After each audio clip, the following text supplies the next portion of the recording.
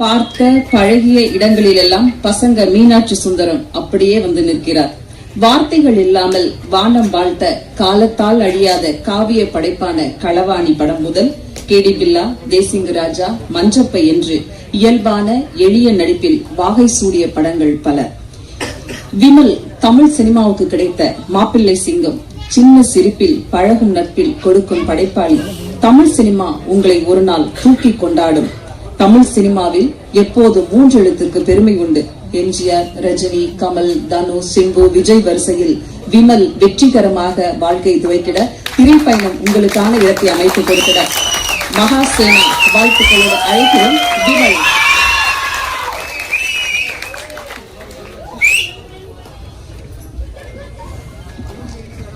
எல்லாருக்கும் வணக்கம். ஓகே, இங்க வந்திருக்கும் பத்திரிகை, தொலைக்காட்சி, ஊடக நண்பர்கள் எல்லோருக்கும் என்னுடைய வணக்கத்தை தெரிவிச்சுக்கிறேன். அதேமாதிரி இந்த விழாவின் நாயகன் இசையமைப்பாளர் உதயா அவர்களுக்கும் வாழ்த்துக்கள் தெரிவிச்சுக்கிறேன். இங்க வந்து நிறைய அம்மாக்கள் வந்திருக்கிறாங்க போல, எல்லா அம்மாவும் வந்திருக்காங்க போல. அதே மாதிரி நம்ம இசையமைப்பாளர் உதயா அவர்கள் நல்ல ஒரு பெரிய இசையமைப்பாளராக வந்து அவங்க அம்மா ஆசைப்பட்டதை எல்லாத்தையும் வாங்கி கொடுத்தோம்.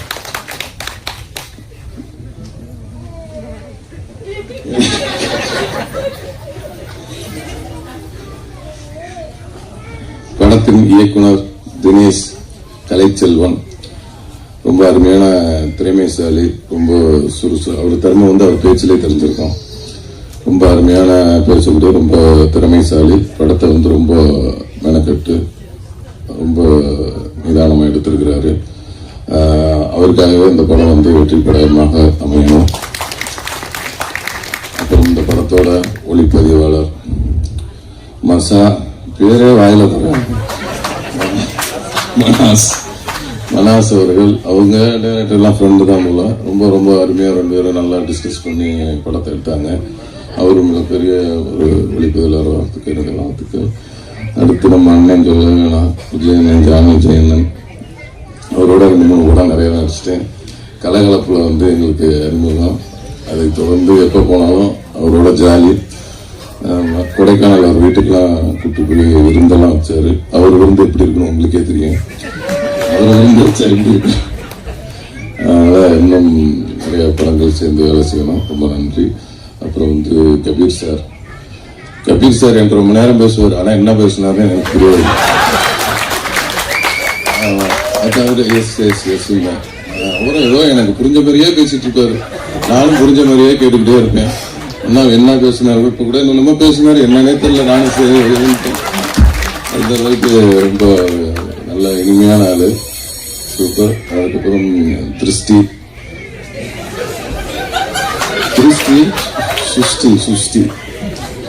சுஷ்டி உங்களுக்கு பண்ணுடன் கிறிஸ்டின்னு சொல்ல வந்தேன். உங்களுக்கு பெற்ற போது கிறிஸ்டி அப்படின்னு சொல்ல வந்தேன்.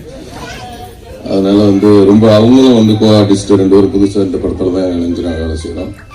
ரொம்ப அருமையான கோ ஆர்டிஸ்ட், எந்த ஒரு ஈகோவும் இல்லாத ஒரு ஆர்டிஸ்ட்.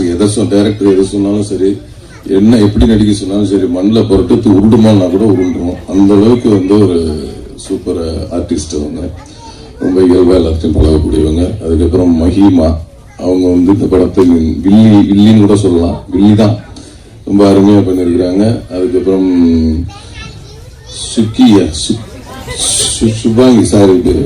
சுபாங்கி அவர்கள் இந்த படத்துல 2வது கதாநாயகர் நடிச்சிருக்கிறாங்க. அவங்களும் மேலும் நல்ல ஒரு பெரிய இடத்தை பிடிக்க வேண்டிய வாழ்த்துக்களை தெரிவிச்சுக்கிறேன்.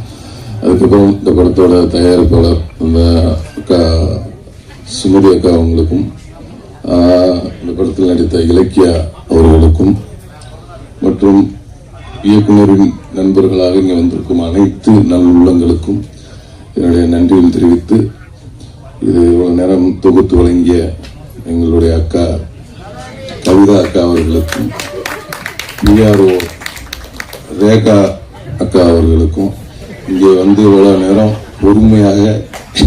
பொறுமையாக காத்திருந்து இவ்வளவு நேரம் இந்த நிகழ்ச்சியை பார்த்த உங்கள் அனைவருக்கும் என்னுடைய மனமார்ந்த நன்றியை தெரிவிச்சுக்கொண்டு, இந்த படம் மகாசேனா 12ஆம் தேதி ரிலீஸ் ஆகுது. எல்லாரும் போய் பாருங்க. எல்லாத்துக்கும் பிடிச்ச படமா இருக்கும். நன்றி, வணக்கம்.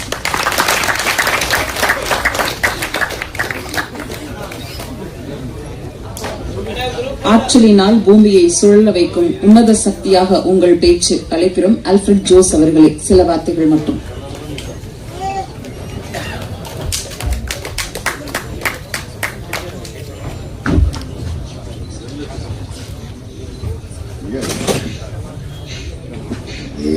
பேசுறதுக்கு ஆரம்பிக்கிறது முன்னாடி ஷார்ட்டா முடிச்சிருங்க அப்படின்னாங்க. ஓகே, ஸோ இதோட எக்ஸ்பீரியன்ஸ் தான் நான் பேசி ஆகணும். இந்த படத்துல வந்து வழக்கமா சொல்லுவாங்க, நான் இதுக்கு முன்னாடி ஒரு ஆடியோ லான்ச் போயிருந்தேன்.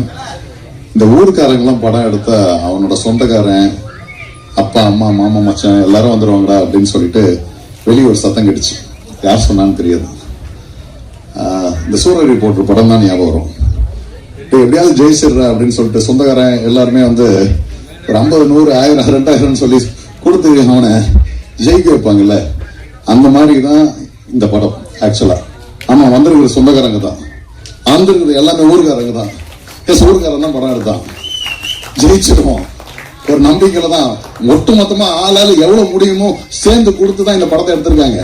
அதை புரிஞ்சுக்கிட்டு நாங்களும் சாப்பாடு சரியில்லைன்னா குறை சொல்லல, கேரவன் கொடுக்கலன்னா குறை சொல்லல, இவ்வளவு தூரம் யூனிட் நடக்க வைக்கிறாங்க குறை சொல்லல.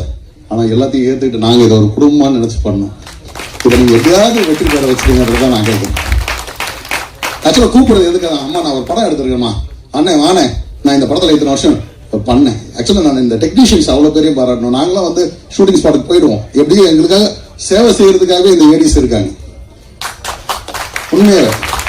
ஆனா இது வேணுமா அது வேணுமா எல்லாத்தையும் கேட்டு செஞ்சதுக்கு அந்த ஏடிஎஸ்க்கு நம்ம கடமைப்பட்டிருக்கோம். அவங்க நான் ஒன்னும் சம்பளம் கொடுக்கல, என் சம்பளம் வாங்கல. ஆனா நான் உழைக்கிறது நான் வந்திருக்கேன். ஆனா அவங்க என்ன வாங்கினாங்களே தெரியலையே, ஏன் இவ்வளவு உழைச்சானுங்க, ஏன் எனக்காக உழைச்சாங்க.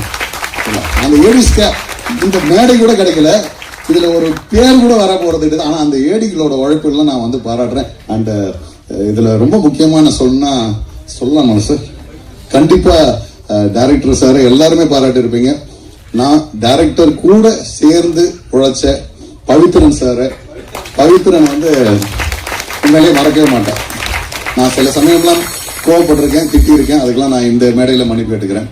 அதே மாதிரி நம்ம சியான் நவீன், ஹரி, ஸோ கொஞ்சம் முன்னாடி வாங்க, உங்க முகத்தையும் காட்டலாம் வாங்க, கொஞ்சம் சட்டுன்னு வாங்க. ஓகே, பெல் அடிச்சுட்டாங்க பாருங்க. ஸோ பவித்ரன்லாம் வந்து ரொம்ப கடுமையா திட்டி இருக்கேன், இந்த இடத்துல நான் மன்னிப்பு கேட்டுக்கிறேன். ஸோ இதுதான் நான் சொல்லிக்க விரும்புறேன். ஏன்னா நம்மளுடைய எந்த விதத்திலயும் ரத்த பந்தம் கிடையாது, எந்த விதத்திலயும் நான் வந்து இவங்களுக்கு எதுவும் கொடுத்துல. ஆனா எனக்காக உழைச்ச அத்தனை பேருக்கும் என்னுடைய மனமார்ந்த வாழ்த்துக்களும் நன்றிகளும். இந்த திரைப்படம் வெற்றி பெற என்னுடைய வாழ்த்துக்கள். டிசம்பர் 12 கண்டிப்பா மறக்க முடியாத நாளா இருக்கும் தமிழகத்துல பிறந்திருந்தீங்கன்னா.